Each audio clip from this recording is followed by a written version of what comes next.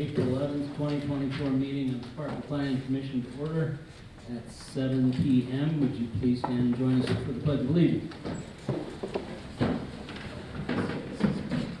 I pledge allegiance to the flag of the United States of America and to the republic for which it stands, one nation, under God, indivisible, with liberty and justice for all.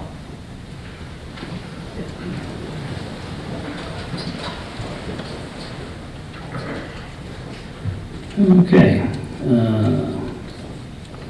Roll call. Absent are Nick and Ileana. Seated for Nick is Jane. Seated for Ileana is Angela. All right, and we will, all others are present. Are there any additions to or deletions from the agenda, Bryce? No, sir, there are not. Okay. Approval of the minutes. Planning Commission meeting minutes from March 28, 2024. I heard some discussion. Are there corrections or additions? There are some typos, but nothing substantial. Okay. Those will be corrected in the final one, Jeff? I will. Okay. All right. Do we have a motion to approve the minutes?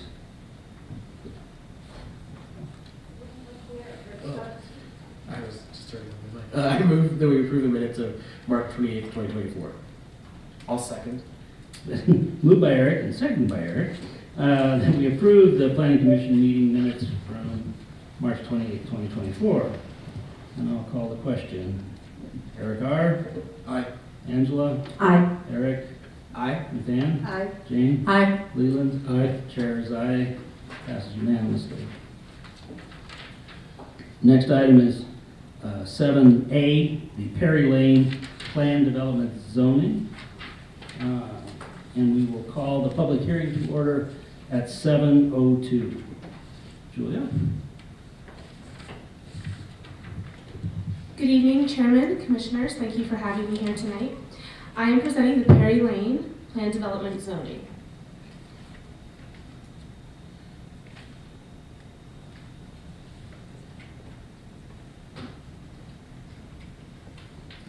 The Perry Lane development is a 27.05 acre property located at the northeast corner of Matzenbacher Road and Hess Road, and is currently developed with a single-family home, agricultural uses, and contractor storage.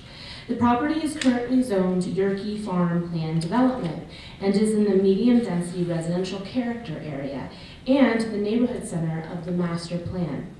The Yerke Farm PD was originally adopted in 1985 and allows a variety of commercial uses, including mechanical and auto repair facilities, machine shops, and landscaping and nursery businesses.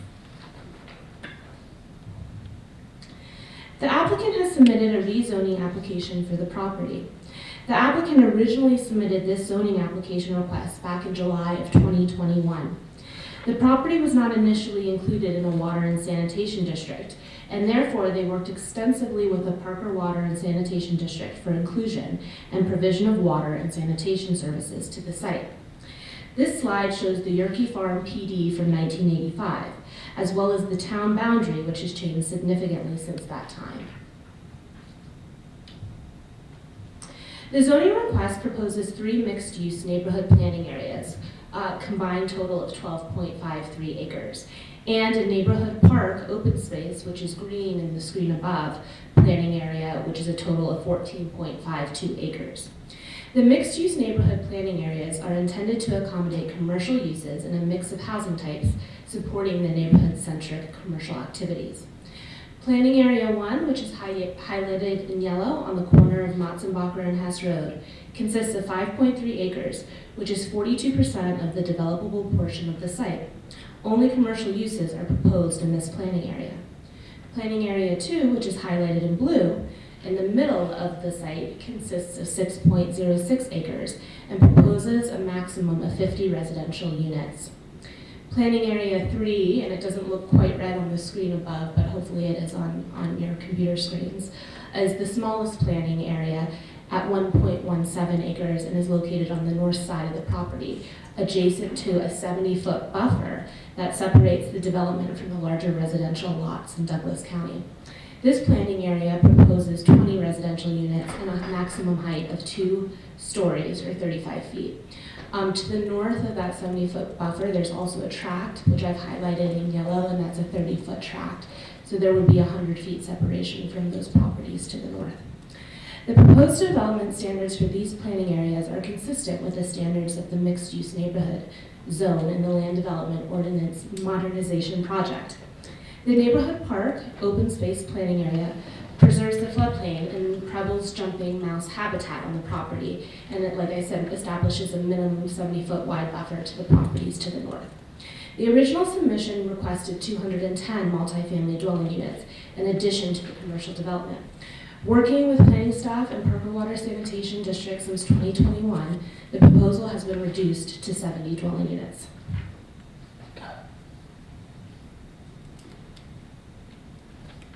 The Parker 2035 master plan identifies the property as a medium-density residential character area and within a neighborhood center. These areas should provide a mix of medium and higher density residential development as well as commercial uses that serve the basic needs of the surrounding residents. Typical uses within the neighborhood centers include convenient retail and personal business services, generally anchored by a grocery store and other compatible uses such as small offices, recreational uses, and restaurants. 42% of the developable area would be zoned for commercial uses. This exceeds the neighborhood center recommended minimum area of 33% commercial. Higher density residential is appropriate in these centers as a transition between less intense residential areas and non-residential areas.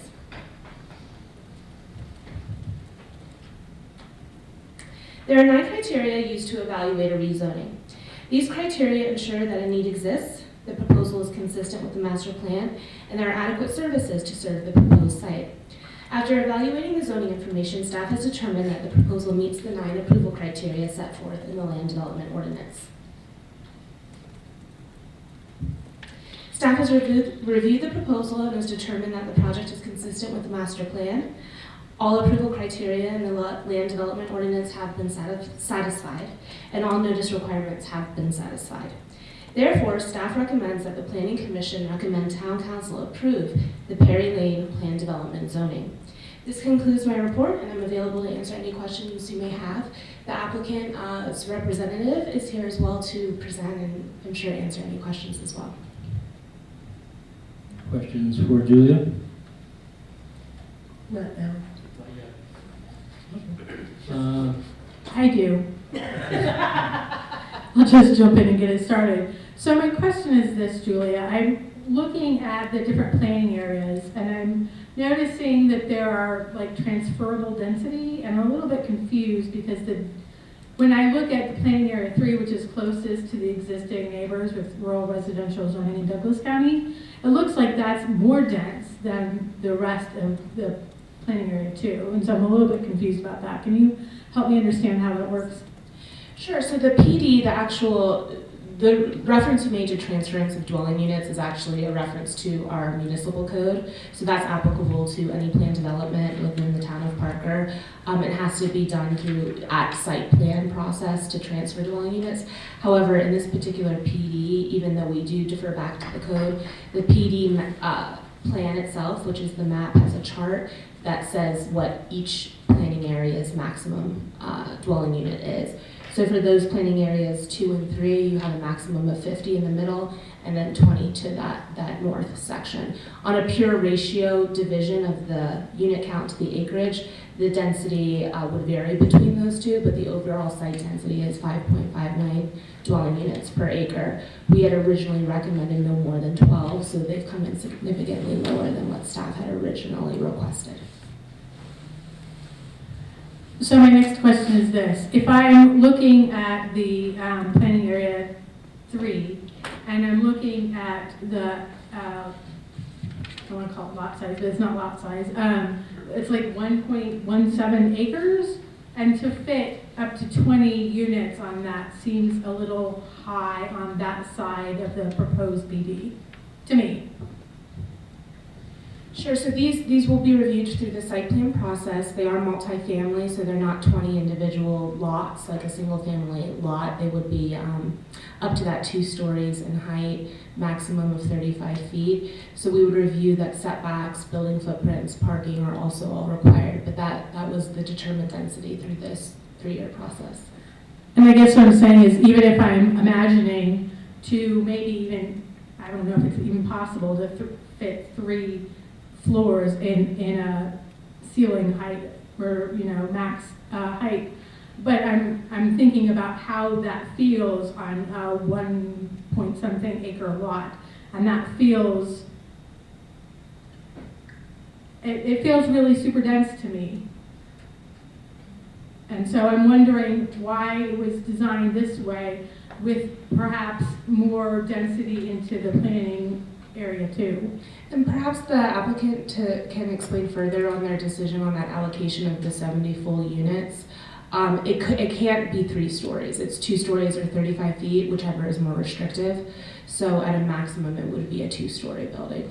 But again, maximum dwelling units doesn't necessarily mean it's built out to that, because you do have to fit within a building envelope, setbacks, side yards, landscaping. We do have a pretty onerous landscaping requirement in the town for multifamily. So when you take all of those items into consideration, it can limit the maximum density even further. They have to fit within a box, and there's a lot of requirements and parameters that we'll evaluate through the site plan process. Thank you. I've got one question. As I was reading through everything, I kept seeing rentful. Are these going to be rent apartments, or are they going to be regular family homes? So they're rental units. They are not being, there's not a condominium plat proposed at this time to subdivide either air lots or individual lots. They are being developed as a multifamily rental product. So they will be a rental. Yes. Thank you. Okay. All right, will the applicant's representative step up to the microphone, state your name and address for the record?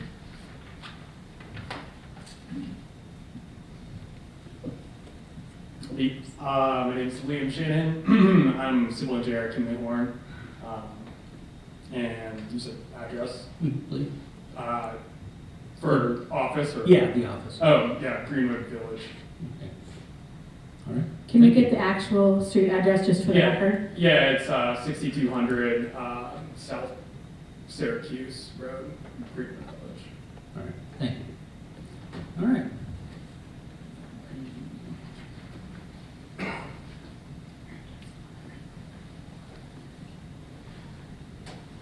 Thanks. So Julia covered much of what I was going to cover. So here's just that map again, showing those 4 distinct planning areas. The first there being the commercial piece adjacent to Watson-Walker and Hess there, consistent with the town master plan.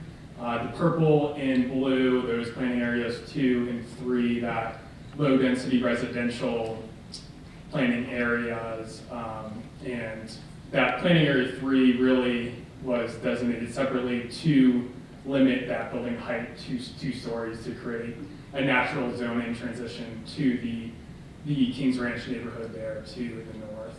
And then of course the 4th planning area, the open space and park area, that 14.5 acres, including that 7-foot buffer.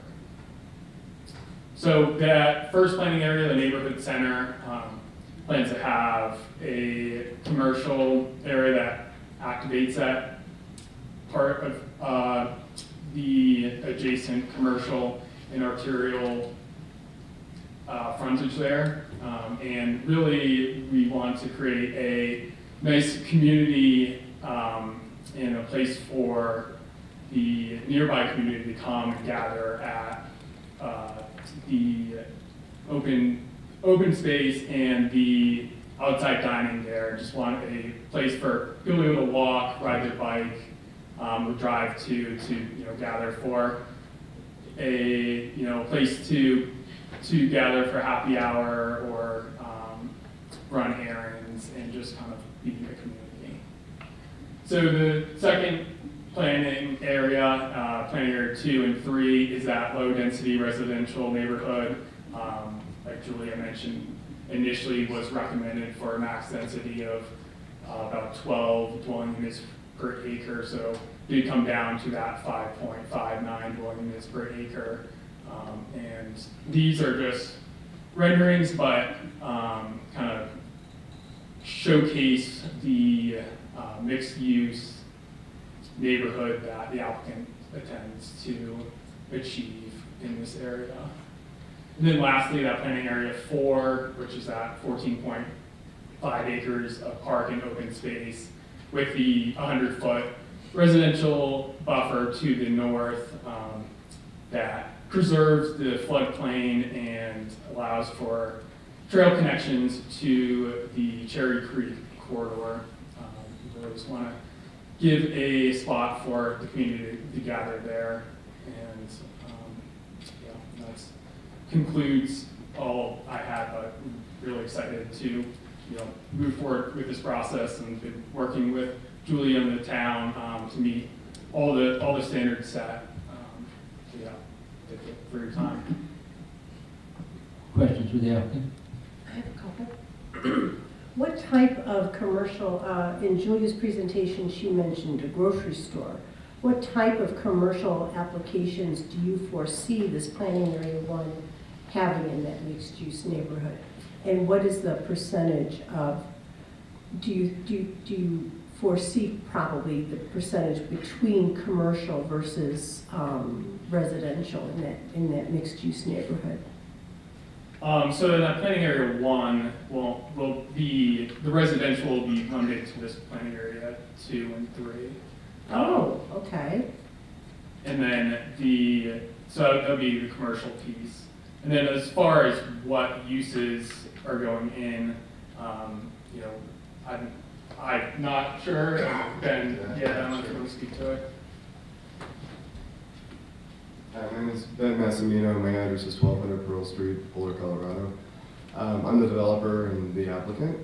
As far as uses go, it won't be a grocery store. That's not the intent of neighborhood commercial and the uses that we have listed in this request for approval or rezone. But what we're really considering is trying to create a neighborhood commercial zone where the residents of Parker and its neighbors come to maybe it's a beer garden, where maybe it's a restaurant, maybe it's a coffee shop, so maybe they're coming there on the way to work or on their way home after a ball game with their kids, but trying to create an environment that's a local community area for people to gather. Our intent isn't to bring in a big national chain or anything like that. Our intent is to bring in local restaurants, local dentists, local tile company, those type of uses. So these are people who will own businesses and most likely live in and around Parker. So that's kind of the intent of the area, trying to create an environment for people to really come and gather and enjoy themselves. As for the residential, yes, it is planned to be rental. However, these are unique. They're not typical to Parker, I would say, as a town. The buildings are much smaller than you might see along the Parker Drive corridor or along 470, for instance. The design of them is meant to look like they call it a mini big house. So when you're looking at the buildings, you see peaks of roofs and you see larger decks, and so it breaks up the whole plane of the buildings. And then also the intent of the smaller 1 acre piece is to create a buffer between the larger King Ranch estate homes and the rest of the residential and the commercial. So when we started this process years ago, we were looking at doing more density, to be honest. And as we worked with the team and the planning team and multiple members of the team, Bryce included, we came to the conclusion that a better fit would be a lower density, a more attainable, not attainable is not the right word, but buildings that kind of fit more within the neighborhood, I would say. And then also trying to create that community environment. We didn't think a grocery store, you know, something along those lines with that kind of traffic and light would be the right fit for this particular location. Okay. And what sort of percentage between commercial versus residential do you anticipate in the mixed neighborhood planning area 1? I don't know the exact number, but I know we're over a third. I think the requirement's to be over a third. And do you know, Julia? Or? Planning area 1 does not propose any residential, it's completely commercial. And on the PD plan, the map, the table shows that they have a maximum allocation of 70 units for the site total per Parker Water Sanitation District. Those 70 units are allocated between planning areas 2 and planning areas 3. So while the zone itself, planning area 1, does allow residential uses, there's no excess density to put there. It's been allocated to planning area 2 and planning area 3. And the building the building is 60 foot, you said? It can only be 60 feet. It's 45 feet is the height limit. It can go up to 60 feet if it's a vertical mixed use building. So that would be like ground floor retail with offices above. Right, Perhaps. we have at the corner coming in over here. I believe that's approximately a 4-story, 60-foot tall building. Yes. Okay. But that's That's only not in- what they're planning to build at all. But that's only in the zone 1, which is the neighborhood commercial, Right. which does not have residential allocated to it. So then you couldn't have a vertical mixed-use building. So Okay. you could not build per what we're asking for. Am I correct in saying that? There's a nuance Okay. there. The town of Parker interprets vertical mixed use slightly differently than maybe some other municipalities where we would consider a vertical mixed use ground floor commercial retail with, if you had a second and third floor of offices, we would consider that vertical mixed use. So a Okay. building such as that could go up to that 60 feet in height. Then I think part of the confusion here is we're not at site plan, and so we're at zoning still. And so while I appreciate wanting to know what might eventually go in these, I think right now I'm trying to think about the overall concept of the zoning. And maybe I have the same concerns as you, but I'm looking at the overall density I don't have a problem with. We've zoned already this neighborhood center use, and I think that's a good area. I think there are lots of good things about this potential, but I am very concerned. I know you've done the step down for that particular planning area, but it just seems to me like too many dots on a very small map, and I'm trying to help you convince me that the way I'm thinking about it is not the correct way to think about it. I guess I don't know how to, I mean, I guess what I would say is given that is a 2-story, buildings, multiple buildings there, and also the restrictions of the footprint that we can build in, the landscape, all of those things, the buildings aren't going to be, because I think what most people are concerned about is the massing of the buildings and the block plane and maybe blocking views and things like that. But in this circumstance, when you're talking about a 2-story building, it's a much smaller building by scale. And then if you're also thinking about where the neighborhood is to the north, you have 100 feet worth of buffer, but that isn't actually where the homes are sitting. These homes are even sitting further behind that. There's also a row of trees that are very tall, much higher than 35 feet. And if you're building a 2-story building, you're going to have 10 or 11 foot floor plates, and then you're going to have roof going up. You're not going to build a big block with 35 feet for a 2-story building. This doesn't make any sense or economic sense, unless you're building a hall like this or something, which that's not the use. So the buildings themselves, I think, will scale really well in there. And it's something we'll go through in the site plan process. And I appreciate all of that. I'm just trying to imagine 20 units, 2 stories tall in a roughly 1 1/4 acre site. Mm-hmm. And I don't see it. Go ahead. I did some math while the applicant was presenting. So the 1.17 acre site is a 47,916 square foot site. If you divide that by the 20 units, that's approximately 0.05 acres per unit, which would equate to 2,178 square foot lot if these were single family homes. For context, a lot of the single family residential you've reviewed recently and developments like Looking Glass range from 3,500 to 6,000 square feet on average, and that's for a single family home. We're talking about multifamily on multiple levels, so perhaps a unit on the first floor, another unit on the second floor. So for those 20 units, that's equating to about 2,100 square feet of lot area per unit, which is more than half some of our single family residential that have come before the commission in the past. And I'm sorry to interrupt, but Julia, can you double check the math on that? Because we've talked about 60 in planning area 2 and 20 in planning area 3. And we're talking about 70 units, so I just... No, I said that for just the... That's why I'm thinking there are 10 units in planning area 3, but I'm not sure. And 10 units I could definitely see, but 20 seems like a lot to me. And I know what we're proposing is that this isn't necessarily the build-out limit. This is the maximum limit that we're setting, and I understand that. But I know that we're also setting the maximum limit, and I don't want the maximum limit to be 20. For planning area 3.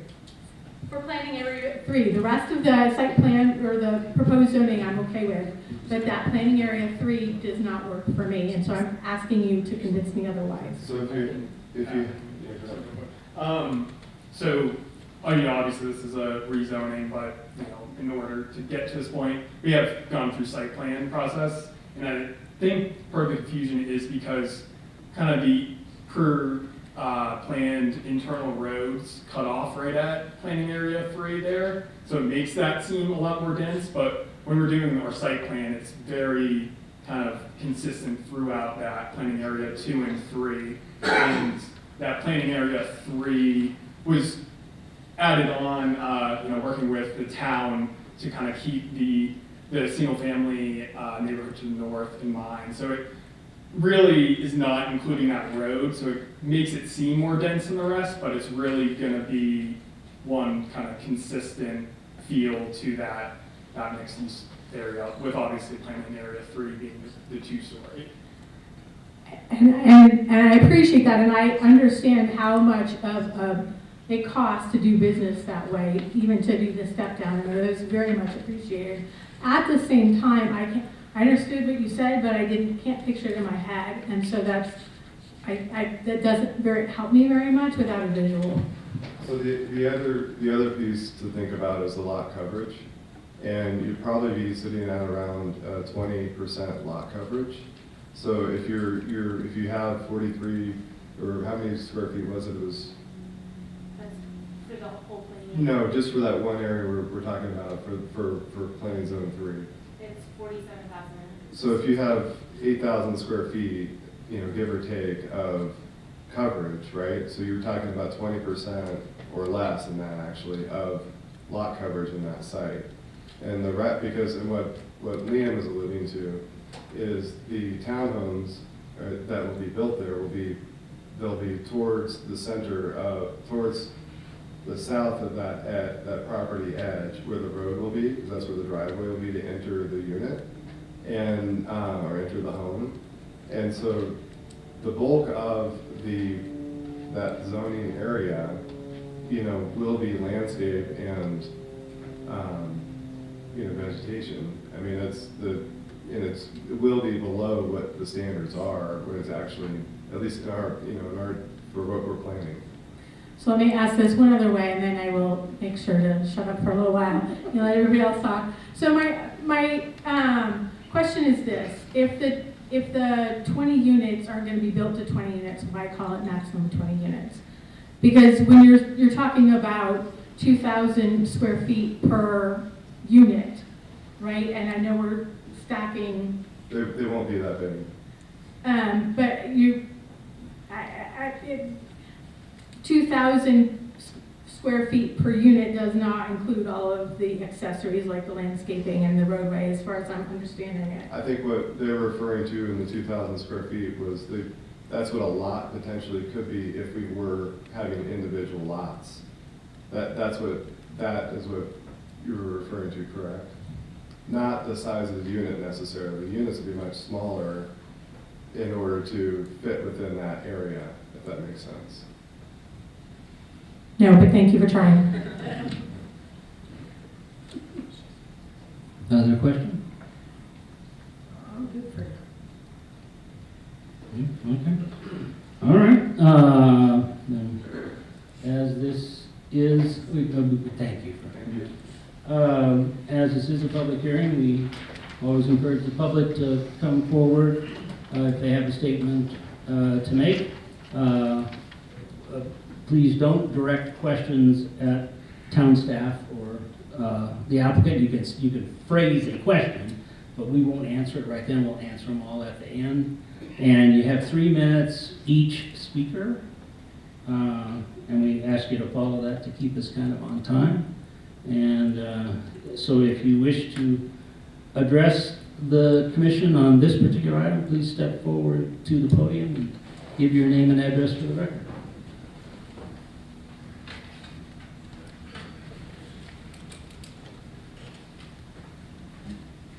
My name is Brian Brooks. Thanks for allowing us to come in tonight.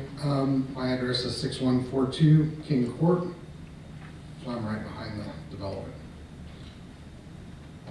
I'm Travis Carpenter, 6036 King Court. We're with King Ranch Estates HOA. I guess our first major concern was when I called Parker, initially when we got the notice was we were told they were going to be sellable units. This is the first we've heard of rentals. Another concern is the privacy fence. Some of the residents have horses. Fairly concerned with the interaction that's going to take place with that. With the 100-foot setback is nice, but it's not enough to keep kids out when they're curious and want to see the horse next door. I didn't see any kind of plan as far as a fence or a privacy fence. And when I did inquire about that, they said 6 foot tall was the highest in a residential area, but this being a mixed use with commercial, is there an exception that can be made? And we might be at the wrong meeting. Maybe this is more of the site plan meeting items. I'm not sure.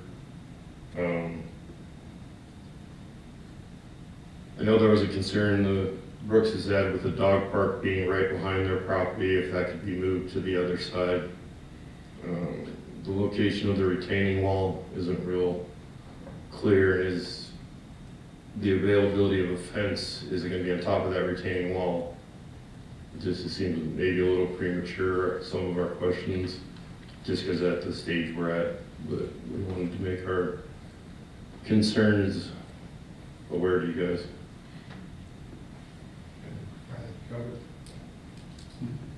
Thank you, gentlemen. Thank you.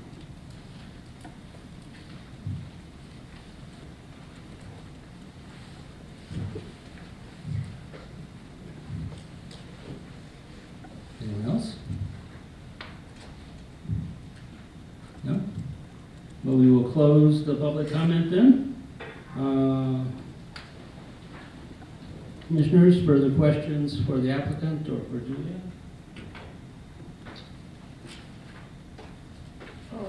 Okay.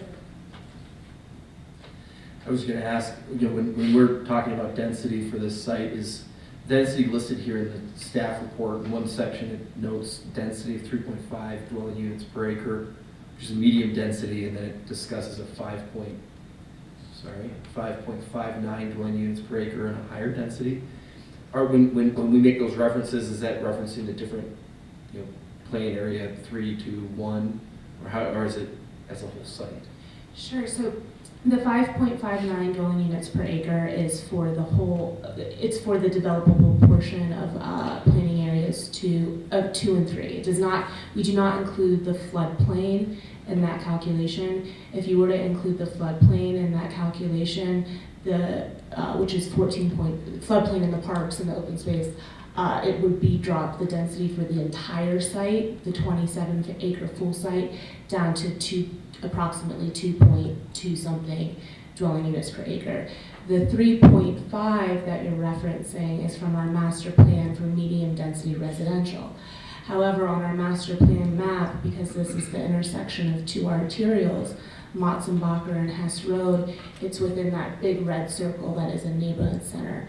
In those kinds of intersections, we have a requirement for a minimum of a 33% commercial development for the whole of all four intersections, and then also allow for higher densities in excess of that 3.5 dwelling units per acre.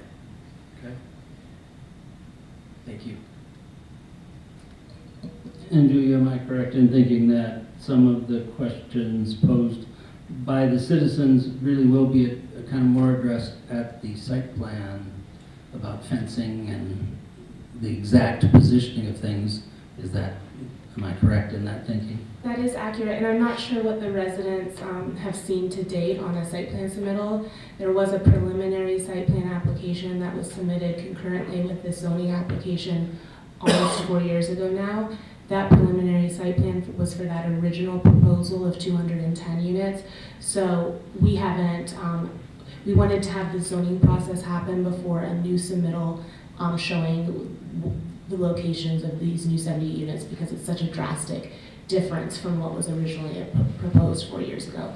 So we would work through the site plan process to ensure adequate privacy screening, walls, and also that the dog park wouldn't be co-located. You know, we would make sure it would be internal to the site if there is a dog park. There's a number of things we would review, park amenities, and making sure through the site plan process. Thank you. After the one last question. After the zoning change, under an assumption that the zoning has changed, is the site plan an administrative item, or does it come back to planning commission? The site plan is administrative, but a minor development plat would be required, and that is the subdivision of the entire 27 acre parcel into a commercial lot for development, and then they could do it since it's multifamily for one large residential lot, and then the tracks for the open space in the parks.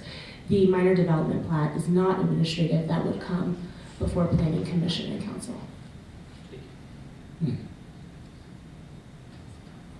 Other questions for? I have a question. Are there any other, within that, the neighborhood area circle, are there any other three-story buildings that currently exist? There are not. Other question? I just want to confirm what I understand, Julia, about this particular intersection is zoned by the master plan to be dense. That is the intent of the master plan for this corner, to be dense. A combination of higher density residential and commercial uses. Thank you. Anything else? Okay, if there are no further questions, we will close the public hearing at 7:38.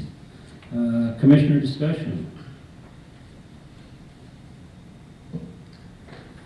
All right, I was just going to lead this off. I think, thank you, the applicant, thank you guys, neighbors, for coming and speaking.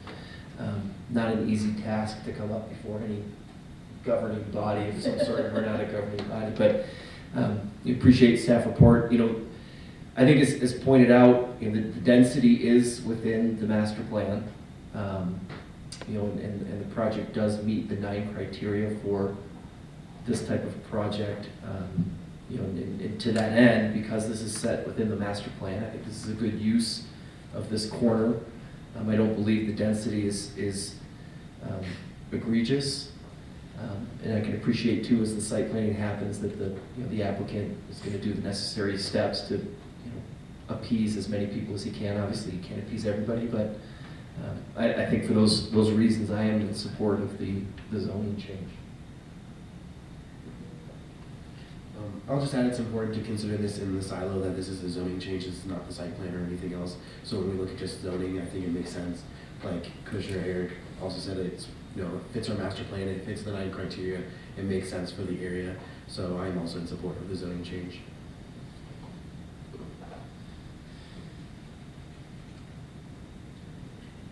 I also feel that it is a necessary change, given the change in circumstances in markets and things like that.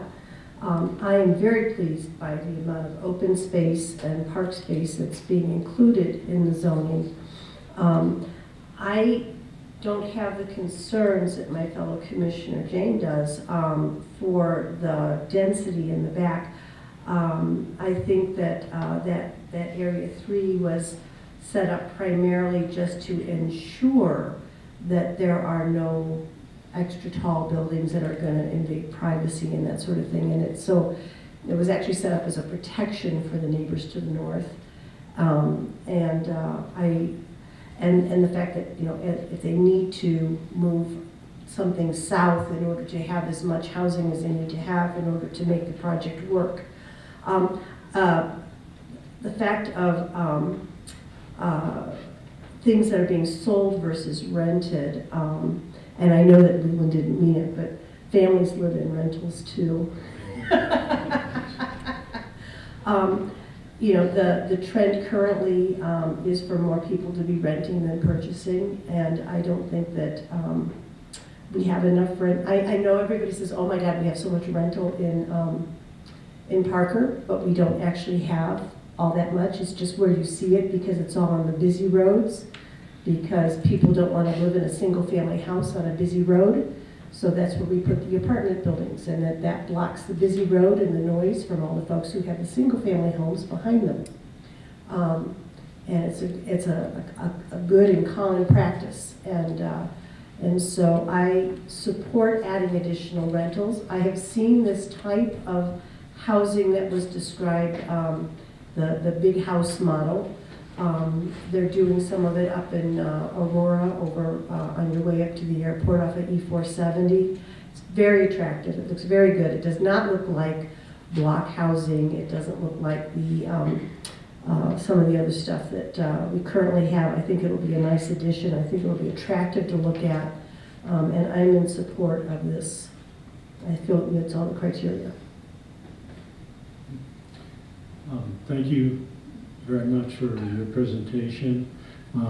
As I read through everything, one of the things that really impressed on me was the multi-use, like having music and the community coming together. I think that's such a huge thing here in Parker, and so I'm wholeheartedly going to approve. And thank you. I'd just like to add in, you know, I know that change is always hard. I come from a rural community myself, and so I definitely understand your concerns about, you know, the urban creep into your properties. But it sounds to me like the staff and the developers have done a really great job of trying to mitigate as much of that as possible. You know, change is always hard, but I know that Parker has a vision to move forward, and I support this rezoning as well.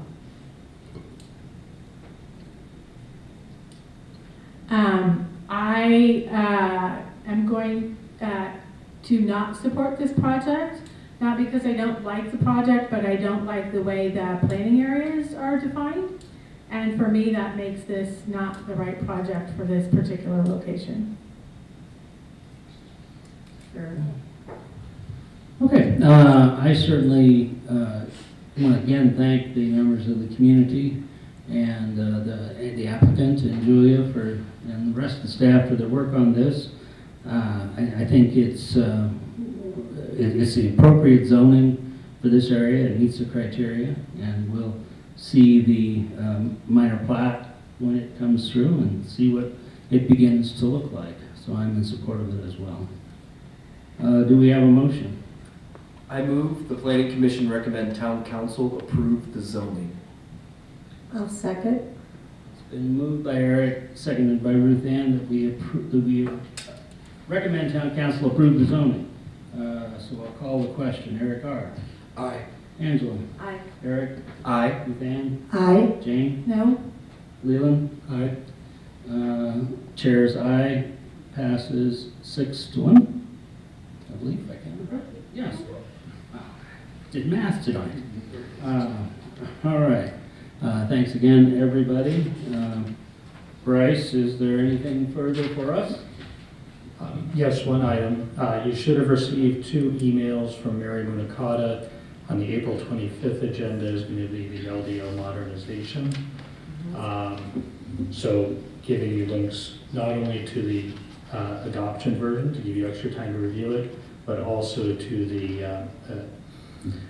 addendum to the administrative manual. The administrative manual is more technical in nature, but I know it's the first time you've seen it, so you can look through that.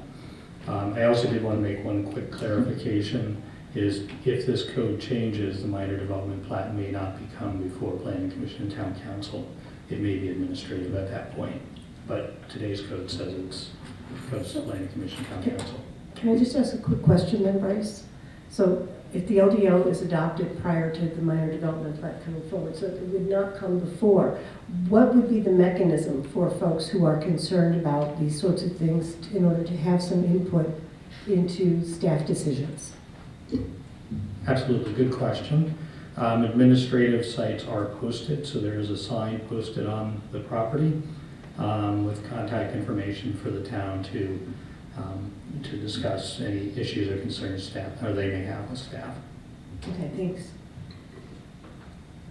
Anything else, Bryce? No, sir, thank you. All righty. Do we have a motion to adjourn? I move to adjourn the April 11th, 2024 Planning Commission meeting. I second it. It's been moved by Eric, seconded by Angela that we adjourn. I'll call the question. Eric Carr. Aye. Angela. Aye. Eric. Aye. Ruth Ann. Aye. Jane. Aye. Leland. Aye. Chair is aye. Thank you all. Good night. We are adjourned.